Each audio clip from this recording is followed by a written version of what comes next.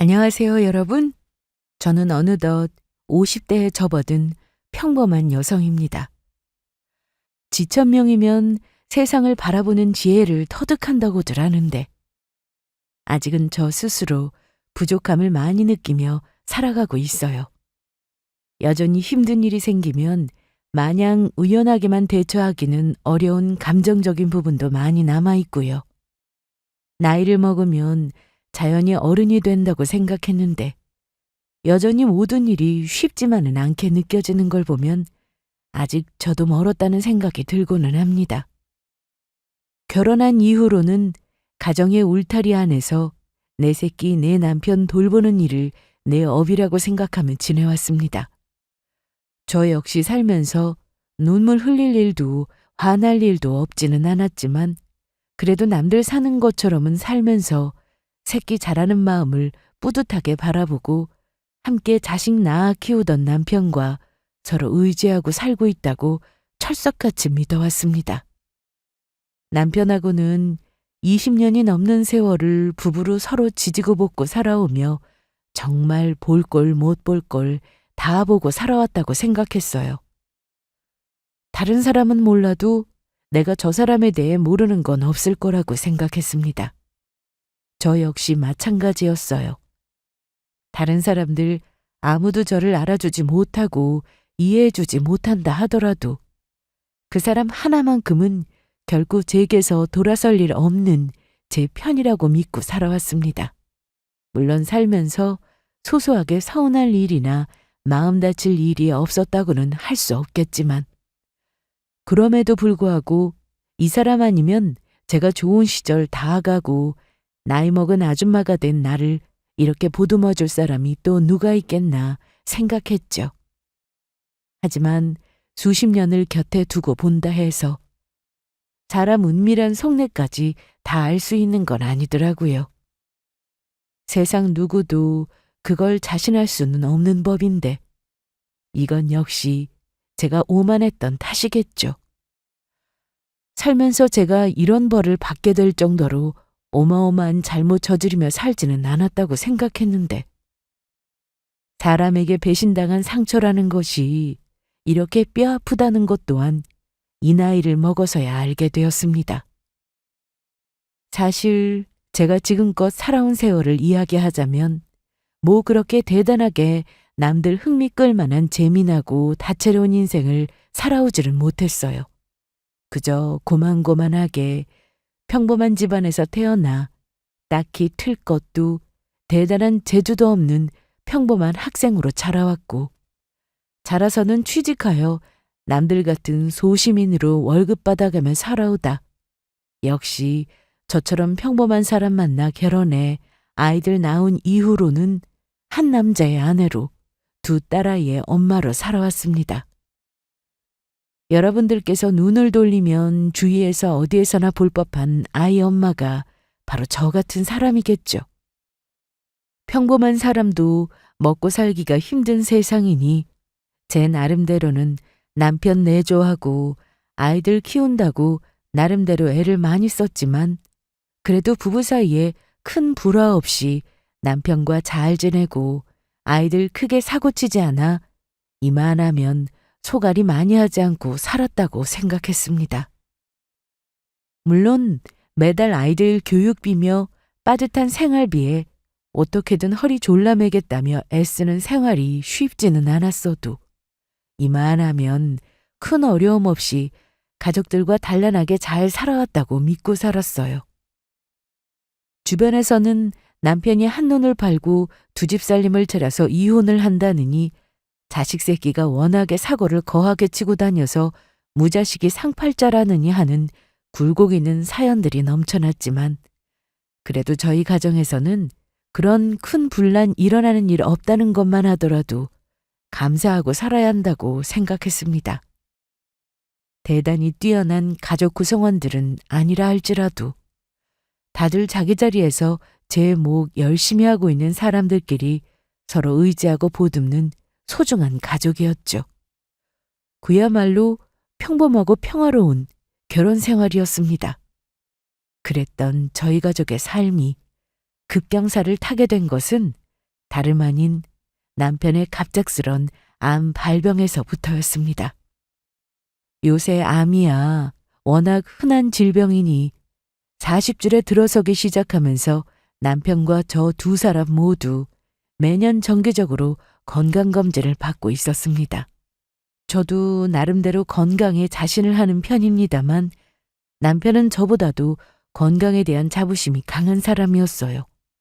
워낙 어릴 때부터 제 모친이자 저에게는 시어머니 되시는 분께서 남편이 어릴 적부터 강골이었다며 통뼈 소리를 어지간히 듣고 자랐다며 그걸 나이 50이 되어서까지 자랑스레 말하던 남편이었습니다.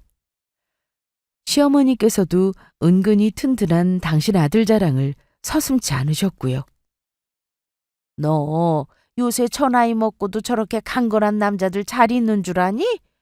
젊을 때야 나이 어리니까 그렇다 치더라도 이제 쟤도 나이가 중년에 들어섰는데 요새 여자들 서방 골골대는 거 수발하느라 애먹는 거 생각하면 너는 나한테 고마워해야 해.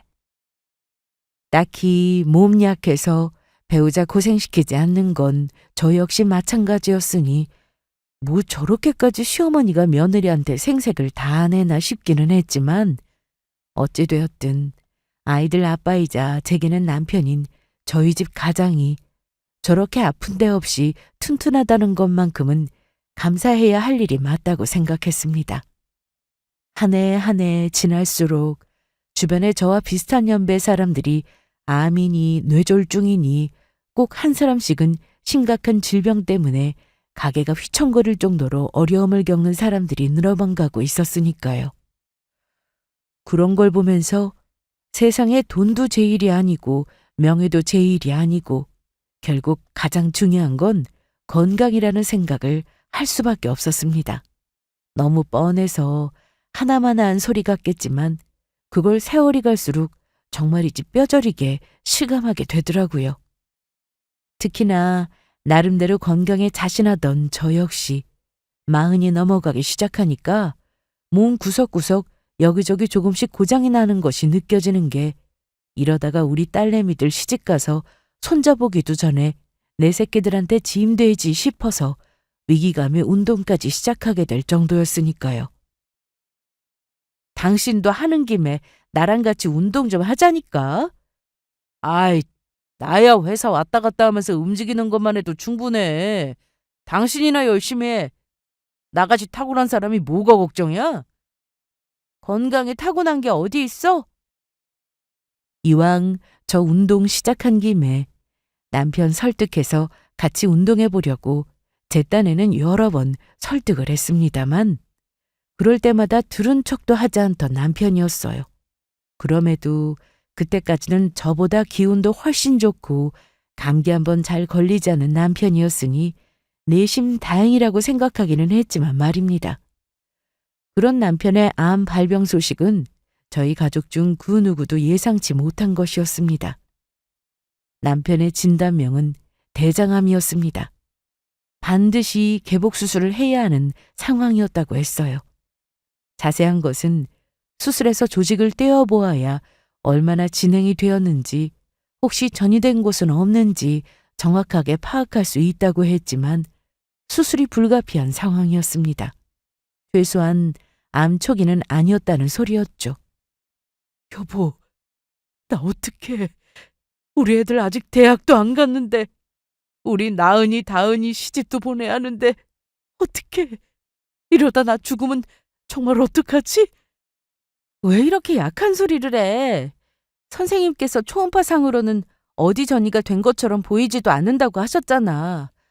그 정도로 심각하신 것 같으면 더 무시무시하게 말씀을 하셨겠지. 당신 만날 강골이라고 자랑하던 거 기억 안 나? 수술 잘 받고 회복 잘하고 나면 아무 문제 없을 거야. 그러니까 그만 좀 울어. 평소에 유쾌한 성격에 다소 철이 없다 싶을 정도로 속이 없어 보였던 남편이었기에 암 걸렸다는 소리 듣고 공포에 질려 우는 남편을 달래느라 진땀을 빼야 했습니다. 그 사람 우는 걸 보는 건 그때가 처음이었어요.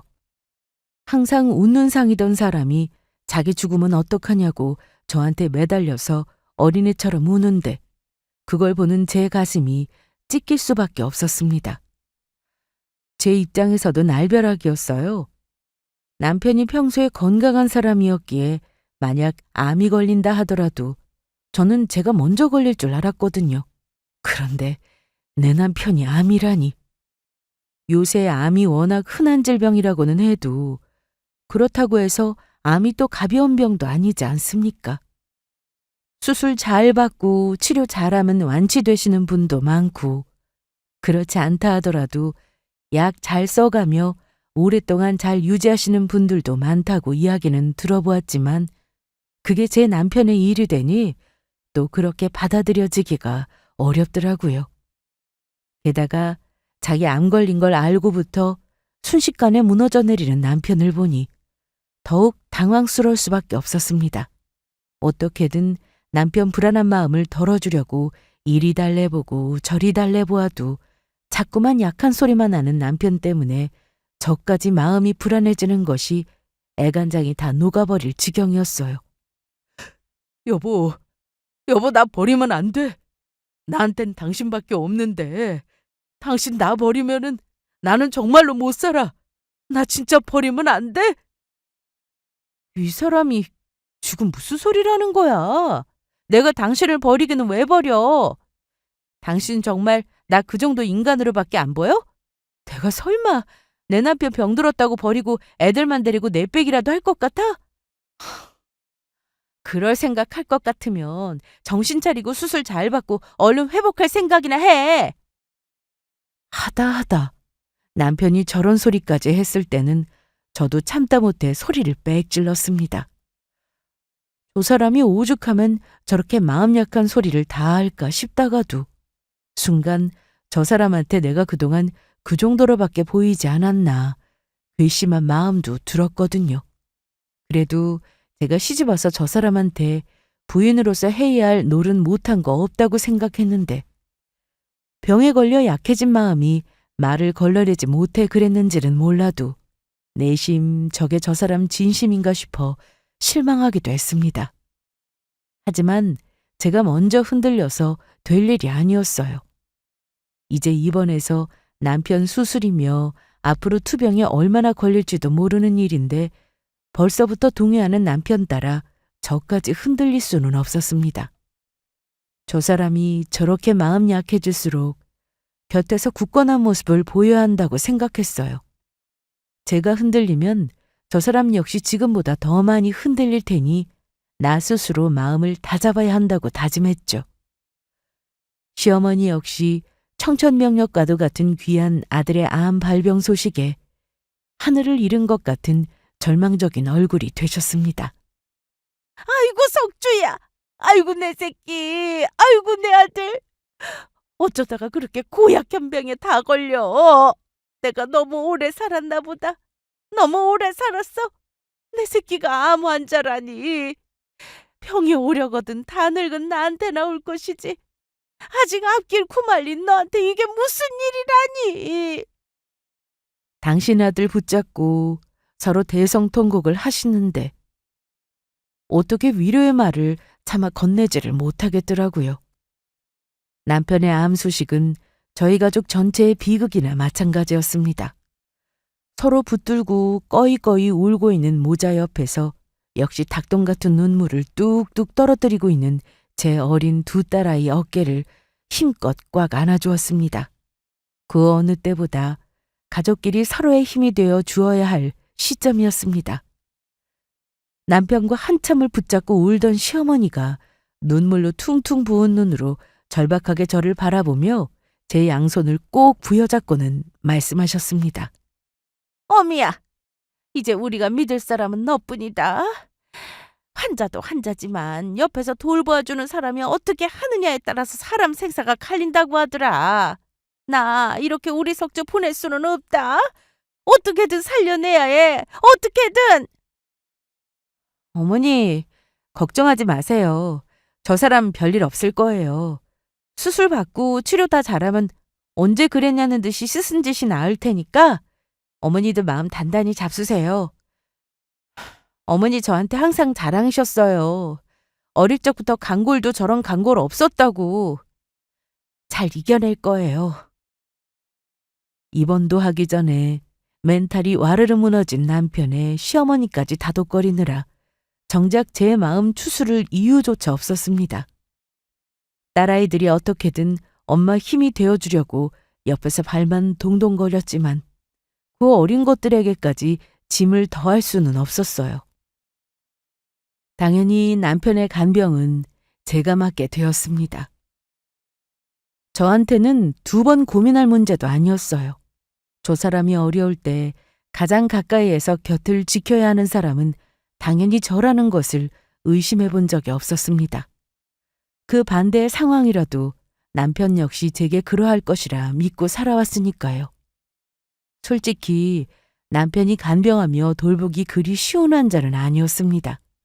수술을 받게 되고 항암 치료를 시작하면서 남편 성격이 많이 예민하고 날카로워졌거든요. 아무래도 수술 부위가 대장 쪽이다 보니 수술하면서 장을 일부분 절제하기도 했고 화장실 가는 것도 전보다는 많이 불편해졌습니다. 소화가 예전처럼 쉽지 않은 데다 거동도 불편해졌고 그러다 보니 아무래도 먹는 것도 자꾸 꺼리게 될 수밖에 없었어요. 환자가 잘 먹어야 낫는다는 당연한 상식이지만 먹으면 그만큼 화장실 가야 하는 게 사람 신체 아니겠습니까? 그런데 화장실 가는 게 괴로워지다 보니 먹는 것 자체를 두려워하게 된 거죠. 그러니 체력이 뚝 떨어질 수밖에 없었고 자연히 면역력은 떨어지고 그야말로 악순환의 반복이었습니다. 곁에서 보고 있는 제 속이 바짝바짝 마를 수밖에 없었어요. 어떻게든 한술이라도 남편 입에 더 떠 넣어보려고 해도 그럴 때마다 아주 앙칼지게 화를 내는 남편이었습니다. 됐다니까 그러네.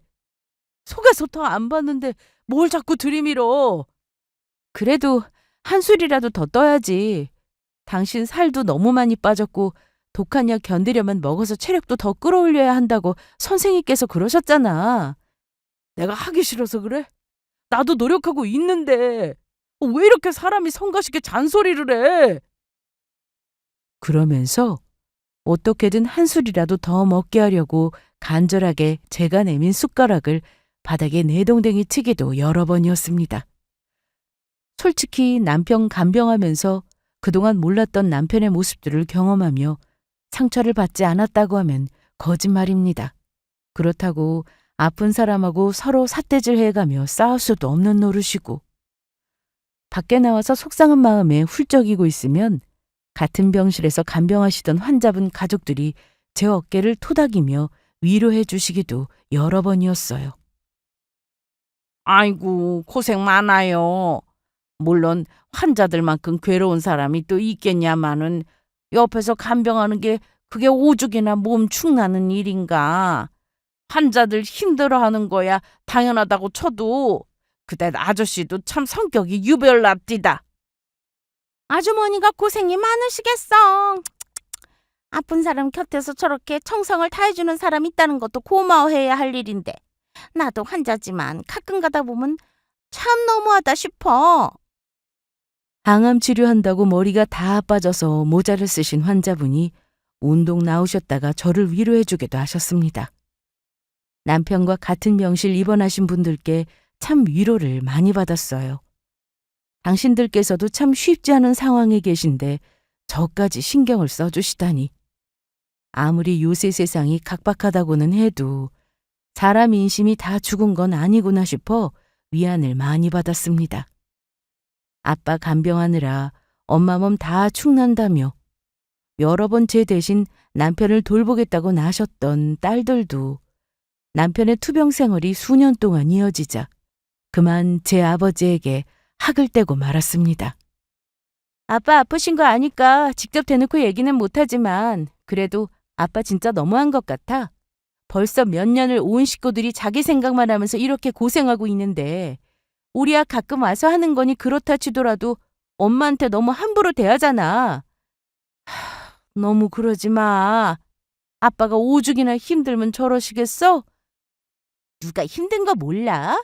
우리도 몇 년을 참았잖아. 엄마 고생하는 거 생각하면 아빠 저러면 안 돼. 딸들의 원망을 이해하지 못할 바는 아니었지만 그럼에도 아픈 아빠에게 원망스러운 마음이 딸들에게 남아있지 않을까봐 그게 더 걱정이었습니다. 긴 병에 장사 없다고들 하더니 이래서 그런 소리를 하는 건가 싶었어요.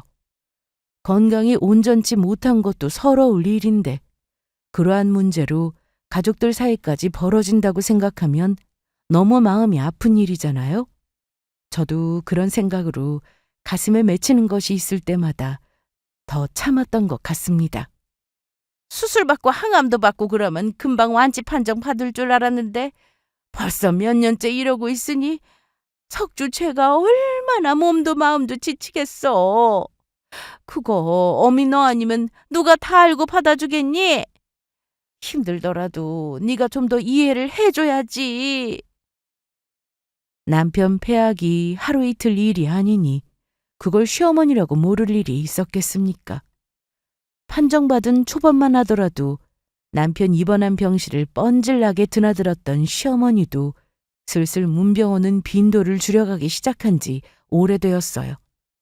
하지만 남편 하는 꼴을 보면 제가 못해 먹겠다며 때려치우고 도망이라도 갈까봐 그건 걱정스러우셨는지 제 눈치를 보시면서도 당신 아들 편드는 말씀을 하곤 하셨습니다. 투병 생활이 길어지고 있으니 투병과 간병으로 서로 지치기도 했지만 술술 경제적으로도 위기가 찾아오기 시작했습니다. 그나마 저희 부부 모두 암보험 든든하게 들어놓아서 진단금을 넉넉하게 받았으니 망정이지. 남편 투병 생활이 길어지면서 질병 휴직으로 처리되었던 남편 직장은 사실상 그만둔 거라 봐야 했습니다. 앞으로 몇 년이나 더 이어질지 모를 투병 생활을 하면 가슴이 답답할 지경이었습니다. 그럼에도 불구하고 이런 생활을 몇 년이라도 더 한다 치더라도 남편이 건강하게 다시 일어설 수 있을 거라는 보장만 있다면 두 번 못할 것도 없다고 생각했어요. 여보, 미안해. 내가 당신을 너무 고생시키지? 내가 당신한테 죄인이야, 죄인. 한창 날카로울 때는 제게 폭언을 서슴지 않았지만 마음이 약해질 때마다 제 앞에서 눈물을 보이며 사죄하는 남편이었어요. 그 사람 약한 모습 볼 때마다 저는 또 가슴이 아플 수밖에 없었습니다. 암이라는 게 참 무서운 거구나. 단순히 사람 몸만 상하게 하는 게 아니라 정신력까지 약하게 만들다니 참 고약한 병이라고 생각했습니다. 그러니 수년의 간병 끝에 드디어 남편의 암이 호전되는 기미를 보이고 있다는 의사 선생님 말씀에 저희 부부가 얼마나 기뻤겠습니까? 이번에 새로 투여한 신약이 확실히 효과를 보이고 있는 것 같네요. 정말입니까, 선생님? 네, 이대로라면 얼마 안 되어 퇴원도 기대해 보실 만한 것 같습니다. 감사합니다. 정말 감사합니다, 선생님. 의료진의 입을 통해 나오는 희망적인 소식에 남편과 얼싸안고 기쁨의 눈물을 흘렸습니다. 초반 항암 치료 몇 번 후에도 호전을 보이지 않는다는 이야기만 듣다가 처음으로 얻은 기쁜 소식이었어요.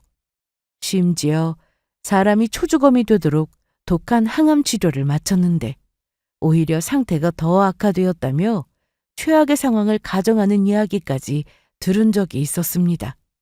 그날 이대로 죽기엔 너무 억울하다며 병실이 떠나가도록 우는 남편 오열하는 소리에 같은 병동에서 저희 집안 사정을 모르는 사람이 아무도 없을 정도였으니까요. 그렇게 안 좋은 소식만 내리 들어오던 저희가 기쁜 소식을 듣게 되자 주변에서 다들 감사 인사를 전하셨습니다. 축하해요. 이제 체력 열심히 끌어올려서 치료 잘 받고 퇴원만 하시면 되겠네. 아저씨, 아줌마한테 진짜 잘하셔야 돼. 몇 년을 아픈 사람 옆에서 큰 소리 한 번 안 지르고 저렇게 극진하게 간호하는 게 어디 보통 일이야? 아줌마가 푹은 살려내셨구만. 감사합니다. 정말 감사해요. 여전히 암 때문에 힘든 입장이시니 선뜻 축하의 말을 건네기가 어려울 수도 있는데 하나같이 그렇게 좋은 말씀만 해주시니 몸둘 바를 모를 지경이었습니다. 마침내 듣게 된 남편의 극적인 호전 소식에 가족들 역시 뛸듯이 기뻐했습니다. 엄마, 정말 다행이다. 아빠 다행이에요. 그래, 내 새끼들도 고생이 정말 많았다. 아이고 석주야, 엄마는 너 이렇게 다시 일어날 줄 알았다. 그럼 네가 누구 아들인데. 창하다 내 아들. 남편 온몸을 투덕이며 시어머니 역시 기쁨의 눈물을 흘리셨습니다. 나중에 시어머니 돌아가신 후에 딸아이들이 엄마 몸보심 시킨다며 정성껏 싸준 도시락 맛있게 먹고 있는데 작은 딸 녀석이 볼멘 소리로 이러더라고요. 할머니도 참 너무하신다. 그동안 아빠 옆에서 간병한다고 몇 년이나 집에도 제대로 못 들어오고 아빠 옆에서 간이 침대에 쭈그려 자면서 고생한 엄마가 옆에 버젓이 있는데 어떻게 고생했다는 소리 한마디를 안 해주시냐? 너도 참 아직도 할머니한테 그런 걸 기대해? 저희 딸아이 둘은 남편 간병 시작한 이래 제 아빠나 할머니에 대한 실망감이 적지 않았어요. 솔직히 저도 아까 남편한테 그렇게 축하 인사하면서도 시어머니로부터 별 말 한마디 듣지 못한 게 썩 기분이 좋지는 않았어요. 하지만 뭐 이런 꼴 하루 이틀 본 것도 아니고 그저 남편 호전되었다는 소식이 기뻐서 그 정도야 가볍게 넘어갈 수 있겠다 생각했습니다. 너무 그러지들 마, 얘들아. 오늘 기쁜 날이잖아. 기쁜 날에는 기쁜 마음만 가지고 있자. 그래. 아빠 얼른 나으셔서 퇴원하시면 이제 엄마 고생할 일도 좀 줄고 잘된 일이지. 그럼 잘된 일이지. 그날 저녁에 남편도 제 손을 꼭 잡고 이러더라고요. 당신 애 많이 썼어. 나 당신 아니었으면 아마 진작 죽었을 거야. 안 먹겠다고 하는 내 입에 밥이라도 한 술 더 넣어준 당신 아니었으면 내가 어떻게 오늘 이런 좋은 소식을 들을 수 있었겠어? 그러면서 또 눈물을 뚝뚝 떨어뜨리며 제게 고맙다고 말하는 남편이었어요. 앞으로의 날들이 오늘만 같아라 싶어지는 순간이었습니다. 간병하면서 서로 감정 상할 일이 부지기수였는데 이리 기쁜 마음으로 지내는 것이 언제였는지 모를 정도로 실로 오랜만이었어요. 이제는 정말 고생이 끝이 안 보인다고 생각했죠. 김선희 씨 되시나요? 네, 제가 김선희 맞는데요. 네, 여기 검진 받으셨던 병원인데요. 재검 받으셔야 할 것 같아서 연락드렸습니다. 그렇게 한창 들뜬 마음으로 지내던 와중에 얼려온 한 통의 전화를 받고 그만 섬뜩해졌습니다. 이것과 비슷한 연락을 받아본 적이 있었기 때문이었어요. 물론 그때는 주인공이 제가 아니라 남편이었지만 말입니다. 얼마 전 습관처럼 해두었던 건강검진 결과 암이 의심된다는 말을 듣게 된 겁니다. 이제 남편 호전된다는 소식 듣고 조금만 더 상태 나아지면 퇴원할 수 있다는 말까지 들었는데 이젠 제가 암이라뇨. 하늘이 무심해도 어떻게 이렇게까지 무심할 수가 있나. 세상에 어쩜 이렇게 내게 가혹할 수가 있나. 대체 내가 무슨 죄를 지었길래. 엎친 데 덮친 격으로 저까지 환자가 될지도 모른다니. 아직 재검받으러 가지도 않았는데도 무서워서 손이 벌벌 떨렸습니다. 남편의 암투병을 가장 지척에서 지켜본 곳이 바로 저였어요. 그게 얼마나 고통스러운지도 이미 잘 알고 있었습니다. 남편 암 걸린 이후로 제게 모질게 대한 적이 한두 번이 아니었지만 그걸 화 한 번 내지 않고 묵묵히 견뎠던 것은 그런 고통을 몇 년씩 겪는다면 나라고 제대로 버틸 수 있었을까 하는 측은지심에서 그랬던 것도 컸습니다. 그런데 그걸 이제 제가 겪게 될지도 모른다고 생각하니 그만 눈을 질끈 감았어요. 정신적인 충격이 이로 말로 표현할 수 없을 정도였습니다. 그 짧은 순간에 주마등처럼 제 인생이 파노라마처럼 펼쳐지더군요. 자꾸만 기분이 바닥을 치려고 하는 걸 간신히 끌어올리려 했었습니다. 그럴 것 없다. 이제 겨우 검사 받아보라는 건데 거기다 내가 혼자도 아니고 어떻게든 무슨 일이 있어도 버텨야만 할 이은 내 새끼들이 있었고 병에 걸렸어도 서로를 의지하며 수년을 버텨온 남편이 곁에 있는데 내게 무슨 일이 닥친다 한들 함께 의지하며 노력하면 이겨낼 수 있다. 이겨낼 수 있어. 그렇게 속으로 되뇌고 또 되뇌었습니다. 불행하게도 저는 암에 걸린 게 맞았어요. 곧 입원을 해야 했기에 더는 가족들에게 숨길 수가 없어 남편에게 처음 제가 암에 걸렸다는 이야기를 했을 때 남편의 표정이 아직도 잊히지 않았습니다. 남편은 제가 하는 소리를 듣고 한참을 입도 떼지 못했어요. 어떻게 당신까지 암이...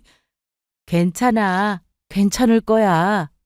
나 씩씩하게 치료 잘 받을 거야. 혹시나 당신 내 소식까지 듣고 상태 나빠질까 봐 어떻게 말을 해야 하나 싶었는데 더는 미룰 수가 없어서. 그러니까 당신도 절대 마음 약해지지 말고 밥도 더 잘 챙겨 먹고 부지런히 움직여서 얼른 나아야 해. 알았지? 여전히 얼이 빠져 보이는 남편에게 단단히 다짐을 받아두었습니다. 이제야 좋은 소리 좀 듣게 되었는데 마누라 암 걸렸다는 소식 듣고 상황이 악화되기라도 하면 안 된다는 생각뿐이었어요. 돌이켜 생각해보니 제가 암에 걸렸다는 것보다 그런 소리를 듣고 남편 마음이 약해질까 그게 더 걱정이었나 봅니다. 저도 참 사람 속을 몰라도 너무 몰랐네요. 너 암이라면서? 남편에게 저 암 걸렸다는 소식 전해 들은 후로 시어머니가 시댁에 호출을 하셨기에 가봤더니 시어머니 말투가 날카롭기 그지없었습니다. 저는 시어머니 그 소리 들으셨다길래 저 몸보신이라도 시켜주려고 부르신 줄 알았어요. 뜻밖의 가시돋친 말투에 순간 저는 얼어붙어 버렸습니다. 한 집안에 암 환자가 둘이라니 집안에 망조가 들어도 단단히 들었지. 당신 아들 암 간병한다고 수년을 희생한 며느리 암 걸렸다고 걱정하는 말투가 결코 아니었어요. 저도 모르게 피가 식는 기분이 들었습니다. 배신감에 입을 연 제 턱이 덜덜 떨려왔습니다. 어머니, 지금 그런 말씀하려고 저 부르셨어요? 어머니, 그러시는 거 아니세요. 제가 그동안 그 사람한테 어떻게 했는데 사람이 암에 걸렸다는데 걱정을 해도 모자랄 판에 무슨 제가 잘못이라도 한 것처럼 그렇게 말씀하세요. 그럼 내가 안 그러게 생겼어? 겨우 내 아들 살려놨더니 이제 아들이 며느리 간병이나 하게 생겼는데? 간병을 하면 뭐요? 그동안 제가 그 사람한테 해온 게 얼마인데 마누라가 아프다고 하면 남편이 간병 좀 할 수 있는 거죠. 얘가 지금 무슨 말 같지도 않은 소리를 하고 있어? 내가 내 아들 며느리 간병이나 시키려고 목숨 걸고 낳아놓은 줄 알아? 나는 그 꼴은 못 본다. 그 꼴은 못 봐. 어떻게 사람이 이럴 수가 있습니까? 은혜를 원수로 갚아도 유분수지. 그동안 당신 아들 살려놓은 게 누굽니까? 그 폐악을 군소리 한마디 없이 받아주면서 제 자식 여기까지 살려놨더니 어떻게 저한테 저럴 수가 있어요? 사람이 일말의 양심이라도 있다면 저럴 수는 없는 겁니다.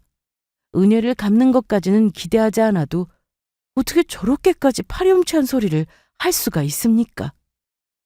어머니, 정말 그러시는 거 아니에요. 저 아니면 저 사람 저만큼 절대로 호전 못 됐어요. 당신 아들 다 살려놨더니 어떻게 저한테 이러실 수가 있어요? 너도 부모니까 알 거 아니냐. 너 같으면 네 새끼가 마누라 간병하느라 인생 갈아 넣는다고 하면 좋은 소리 나오겠어? 저러움에 눈물이 났습니다. 벌써부터 아픈 며느리 당신 아들 짐덩어리 취급하는 시어머니에게 분노가 치밀어 올랐어요. 가뜩이나 암 걸렸다는 소리에 이제 나는 어떻게 되는 건가 불안하기 짝이 없는 마음이었습니다. 거기서 더 있다가는 정말 제가 무슨 짓을 저지를지 모르겠어서 그 자리를 박차고 달려나왔어요. 길거리에서 누가 나를 쳐다보든지 말든지 서러움에 눈물이 멈추지를 않았습니다. 대체 내가 뭘 위해서 이렇게 살았나? 내 희생이 정말 아무짝에도 의미 없는 일이었나 생각하니 너무 분하고 서럽고 외롭고 세상에게 버림받은 기분이었습니다. 설마 남편마저 저렇게 생각하는 건 아니겠지. 시어머니는 그렇다 치더라도 얼마 전 제게 살려줘서 고맙다고 인사까지 했던 남편이었는데 설마 남편까지 나를 버리지는 않을 거야. 그렇게 간신히 마음을 달래고 눈물을 그쳤습니다. 결국 갈 곳은 또 남편의 병실뿐이더군요. 울어서 잔뜩 쉰 목소리에 얼굴이 엉망으로 부어있는 저를 보는 남편 얼굴에 놀란 기색이라고는 없었습니다. 이미 제 어미한테 상황을 전해들었다는 걸 직감적으로 알 수 있었어요. 그 생각을 하니 등골이 서늘해졌습니다. 남편 얼굴에 암 걸렸다는 자기 마누라한테 자기랑 이혼해서 갈라서라는 얘기했다고 제 모친에게 분노하는 기색이라고는 조금도 찾아볼 수 없었으니까요. 절망에 빠진 목소리로 제가 말했습니다. 너도 똑같니? 너도 암 걸린 마누라하고는 도저히 같이 못 살겠어? 그래도 양심은 있는지 선뜻 입을 열지 못하지만 제게 눈도 제대로 마주치지 못하는 남편놈 마음이 어찌나 더 잘 읽히는지 괴로울 지경이었습니다. 이윽고 입을 연 놈에게서 나오는 말이 아주 가관이었어요. 나는 이제 병원이라면 지긋지긋해. 당신도 지켜봤으니 알 거 아니야. 나는 못해. 내가 암 걸린 것도 정말 지긋지긋했는데 암 병동에서 간병까지? 나는 못해. 나 암 걸린 여자는 싫어. 배신감을 느끼다 못해 기가 막혀서 그만 웃음이 나와버리고 말았습니다. 너 참 대단한 인간이다. 나 암 걸렸다는 소리 한 지 얼마나 됐다고 어쩜 손절도 이렇게 빠른지. 내가 헛짓거리를 했구나. 헛짓거리를 했어. 이제 좀 살만하다니까. 몸가라 간병을 한 나 같은 건 없어도 되겠다 싶디? 검은 머리 짐승 걷어봤자 아무짝에도 소용이 없구나. 비난의 말을 늘어놓고 있는 저를 보면서도 한마디 대꾸도 않는 남편 놈이었습니다. 제 놈이 아무리 염치가 없다 하더라도 저한테 대꾸해서는 안 되죠. 같은 병실 사람들도 심각한 기류에 미동도 하지 않고 얼어붙어 버렸습니다. 내 팔자가 기고하고 기가 막혀 어처구니가 없을 지경이었지만 이것 하나만큼은 분명하더군요. 그래, 몇 년을 나한테 간병 받아놓고도 나 암 걸렸다는 소리에 뒤도 안 돌아보고 버리는 놈을 내가 뭘 믿고 뭘 기대하겠어? 그래, 이혼하자. 이혼해주마. 너 같은 놈을 남편이라고 믿고 살았으니 내 어리석음의 대가라고 생각하련다. 사실 그건 폭이나 다름없었어요. 건강 잃고 사람까지 잃고 나니 차라리 그냥 딱 죽어버렸으면 싶더라고요. 집으로 돌아가서 거의 이틀을 죽은 듯이 잠만 잤습니다. 심상찮은 엄마 기색에 딸아이들이 불안해하는 게 느껴졌지만 정말 손도 까딱 못하겠더라고요. 이대로 그만 사라지고 싶었습니다. 엄마, 일어나, 당장! 며칠 제 눈치만 보던 아이들이 분노가 머리끝까지 차오른 모습으로 저를 닥달했어요. 아무래도 이상하다 싶어 제 아버지와 할머니를 추궁하다 남편 병실 사람들한테 그날 있었던 일을 전해 듣고 만 겁니다. 인간도 아니야. 진짜 인간도 아니야. 엄마, 왜 이러고 있어? 그따위 인간 이혼하고 없는 셈 치고 살면 되지. 엄마한텐 우리가 있잖아. 엉엉 울면서 제 편을 드는 아이들도 얼마나 제 아빠와 할머니한테 상처를 받았겠습니까? 이미 그 둘 사람 취급하지 않고 있는 아이들을 보니 그만 서러움이 한꺼번에 터져 아이들 앞에서 창피한 줄도 모르고 엉엉 울음을 터뜨렸어요. 엄마, 울지 마. 내가 무슨 일 있어도 엄마 살려줄게. 울지 마. 온 세상이 나를 다 버려도 내 새끼들만은 내 곁에 있어주겠다니. 내가 어리석은 생각을 했구나 싶었어요. 아무렴 살아야죠. 누구 좋으라고 제가 포기를 합니까? 이혼한다고 인생 끝장나는 것도 아니고 생떼 같은 내 새끼들이 있는데 절대로 안 죽겠다며 이를 부득부득 갈았습니다. 제가 암 치료를 위해 입원하게 된 병원은 남편이 있는 병원이었어요. 그 금수만도 못한 모자 생각하면 근처에 얼씬도 하기 싫었지만 워낙 암으로 권위가 있는 곳이기도 했고 매년 건강검진을 받는 곳이기도 했으니까요. 피하려면 자기들이 피해야지. 제가 피할 일도 아니잖아요. 천만다행으로 정밀검사 결과는 생각보다 훨씬 희망적이었습니다. 양손에서 제 손을 부여잡은 딸들과 정밀검사 결과를 들으면서 세 사람 표정이 점점 밝아졌어요. 다행히 초기에 일찍 발견하셔서 치료가 그렇게 어렵지는 않네요. 개복 수술까지는 하지 않으셔도 될 것 같고 내시경으로 종양 부위만 도려내면 될 것 같습니다. 정말요? 정말 개복 안 하고 그렇게만 해도 치료가 가능한가요? 종양 크기가 크지 않고 다른 장기와 맞물리지도 않아서 제거하는 데는 까다롭지 않는 부위라서요. 제거 수술만 하시면 상태 지켜보시면서 항암 여부 결정하시면 될 것 같습니다. 감사합니다. 감사합니다, 선생님. 남편 때문에 암 걸렸다는 소식에 최악까지 가정을 했는데 생각보다 너무 대수롭지 않게 말씀하시는 의사 선생님 말씀에 도리어 어리둥절할 정도였어요. 옆에서 저를 끌어안고 기쁨의 눈물을 흘리는 딸들을 보자 그만 스르륵 몸에서 힘이 풀렸습니다. 엄마 다행이야. 진짜 다행이야. 그날 밤 여러 가지 생각으로 어지러웠던 마음이 차츰 정리가 되었습니다. 제가 암에 걸렸다는 소식을 들은 이후로 그 짧은 시간 안에 이렇게 많은 일이 벌어졌다니 며칠 사이에 천당과 지옥을 오간 기분이었어요. 시어머니와 남편의 인간 도리를 저버린 행동에 절망하기도 했지만 우리 아이들 곁에 오래 머물러주지 못할지도 모른다는 공포는 많이 사라져 있었습니다. 그래요. 이 또한 벌어질 일이었겠죠. 암에 걸린 것이야 누가 반길 만한 일이었겠습니까만 그렇다고 아주 얻은 것이 없는 것도 아니었어요. 은혜를 베풀어봤자 돌려받지도 못할 인간들에게 더 이상 내 귀한 인생 낭비하지 않기로 했습니다. 그러니 오히려 마음이 차분해지더군요. 이미 이혼을 결심한 저였어요. 부부 공동 재산이며 정리해야 할 것들이 여럿 있었지만 한 번 결심한 이상 빨리 해결하고 싶었습니다. 더군다나 한 번 마음 먹고 나니 저한테 그렇게 간병 받아놓고서도 병든 마누라 가차없이 버린 놈과 단 하루도 부부로 살고 싶지 않았거든요.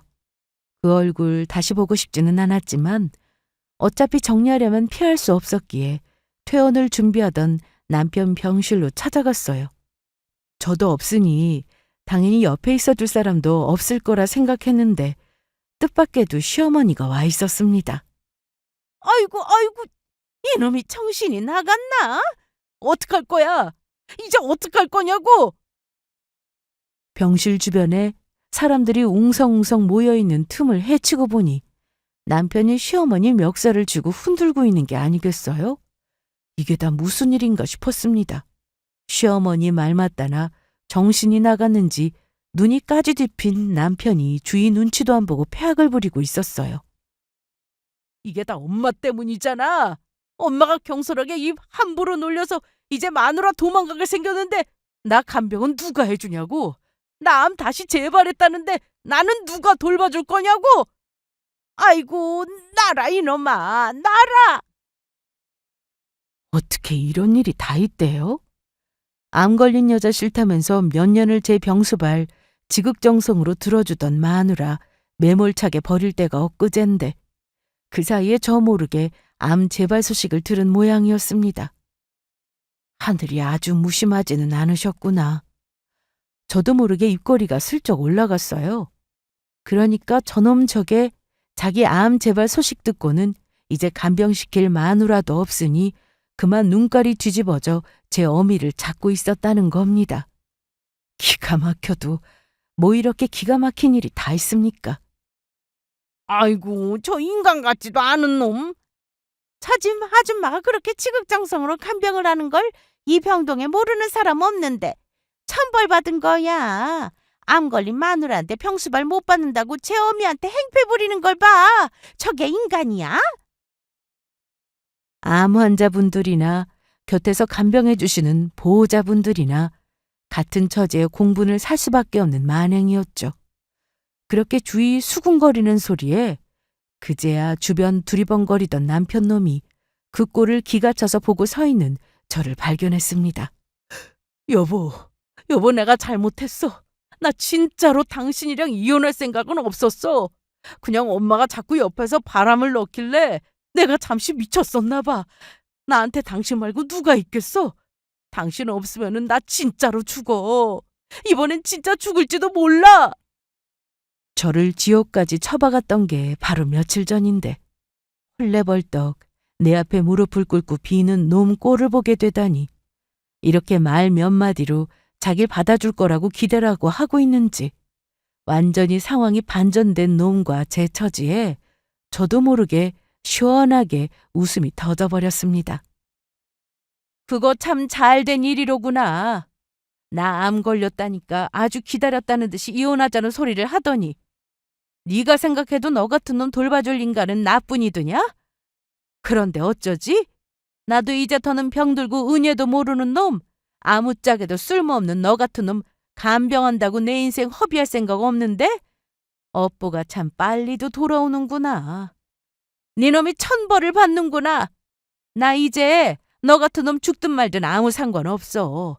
너 암으로 죽든 말든 내 알 바 아니라니까? 이제 내 인생에서 꺼져! 아이고 어미야 이러지 마라. 얘가 너 없으면 어떻게 살라고. 내가 잘못했다. 내가 이렇게 빌 테니까 불쌍한 우리 아들 좀 살려줘. 귀한 아들 병든 며느리 수발 죽어도 못 시키겠다면서 내가 당신 병수발 독박 쓸까봐 이러는 거 모를 줄 알아? 어미나 아들놈이나 똑같은 것들이. 니들은 금수도 더럽다고 피할 것들이야. 제정신 박힌 사람이면 니들 같은 것들하고 미쳤다고 엮이겠어? 니들 본성이 이런 인간들인 줄 알았으면 애초에 살리려고 간병하지도 않았어. 니들 같은 것들은 하루라도 빨리 세상에서 없어지는 게 사회의 이득이야. 저도 제가 이렇게까지 할 수 있을 줄은 몰랐는데 이제 나는 살았는데 저놈은 다 죽어간다고 생각하니 통쾌하다 못해 아주 신명이 나더라고요. 어차피 저희 사정 주변 사람들이 모르는 것도 아니고 일부러 더 들으라는 듯이 남편놈과 시어머니란 여자 있는 대로 모욕을 주었습니다. 그 광경 보고서에는 암 환자분들과 간병인들이 죄다 제 편이라는 걸 모르지 않았기에 할 수 있는 행동이었어요. 사람이 해서는 안 될 짓을 한 모자 행각에 마치 자기가 당한 일이라도 된 듯 분노하는 사람들이었습니다. 오죽이나 감정이입이 잘 되지 않았겠어요? 그들 역시 이런 인간들에게 저 같은 취급받는 것이 가장 끔찍하게 여겨졌겠죠. 한마음으로 제 편이 되신 분들이 손가락질을 하신 탓에 소문은 널리 널리 번져가기만 했습니다. 이제 저것들이 사람 아니라는 걸 적어도 저것들 아는 사람 중에 모르는 이가 없게 되었죠. 그렇게 저는 이혼을 했습니다.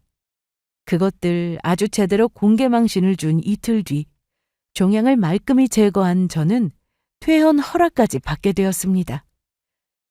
조직검사 결과 상태가 경미하여 종양 부위 제거한 것으로 별도의 항암 치료도 받지 않았어요. 암이라고 하시니까 그런가 보다 한 거지 마치 내시경 검사 중에 혹이라도 떼어낸 듯 비교적 간단하게 지나가고 몸에 무리가 적었으니 회복도 빨랐습니다. 그렇게 퇴원하던 날 일부러 남편놈 병실에 보란듯이 찾아가 약이라는 약은 있는 대로 다 올려놓고 왔어요. 나는 이제 태어나는데 너는 언제 다시 세상 빛을 보려나? 나 없어도 아들 끔찍히 생각하는 모친이 몸 갈려가며 간병해 주실 테니 좋겠네. 모자가 손 꼭 잡고 사이좋게 안병동에서 아주 즐겁게 보내세요. 여보, 어미야. 천인공노할 갖가지 이혼 사유가 화려하게 작성된 이혼 소장을 떡하니 병상 위에 올려두고 후련한 마음으로 자리를 떴습니다. 남편 놈은 이제 다 나은 줄 알았는데 또다시 그 끔찍한 투병을 계속해야 한다는 것에 절망할 것이고, 시험이라는 것은 그렇게 귀한 제 자식 폐악을 며느리 대신 온몸으로 받아내게 될 터이니 지옥 같은 간병 체험을 하게 되겠죠. 어디 그때가 되었어도 세상에서 가장 귀한 제 아들 타령을 할 수 있을지 기대가 됩니다.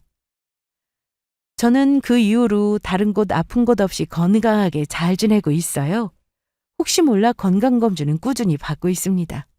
얼마 전에도 여전히 이상 없이 깨끗하다는 소견을 들었고요. 딸들과 셋이서만 이사해서 새로운 마음으로 시작한 생활도 아주 만족스럽습니다. 남편이란 돌아서면 그저 남의 편일 뿐이라는 걸, 생사 여부를 안타까이 여겨줄 가치도 없는 인간, 빠르게 정리한 건 잘한 일이라고 생각하고 있어요. 저들이 벌인 일이 보통이 아니니 제가 작정하면 훨씬 더 괴롭게 만들어줄 수도 있었지만 어차피 투병하는 사람 길게 제 시간과 노력까지 더 들여가며 지저분하게 시간 끌고 싶지 않았거든요. 하루라도 저와 아이들을 위한 인생 더 사는 것이 제게 득이라는 것을 잊지 않고 살고 있습니다. 오늘 제가 여러분께 들려드릴 이야기는 여기까지예요. 앞으로도 몸 관리 열심히 해서 우리 딸들 시집가서 아기 낳는 것까지 다 보고 천수 다 누리다 갈 생각입니다. 이야기 들어주신 모든 분들 감사드립니다.